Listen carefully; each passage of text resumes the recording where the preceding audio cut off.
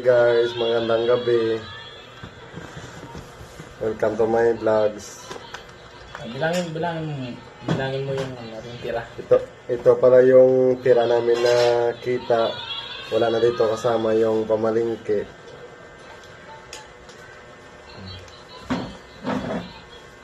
Kaya magkano kayo na pinamalingki? 4,000? 4,000 man araw-araw yung asos. Yung pinamalingki namin kanina 4,000. Yung kita namin bibilangin ngayon kung magkano.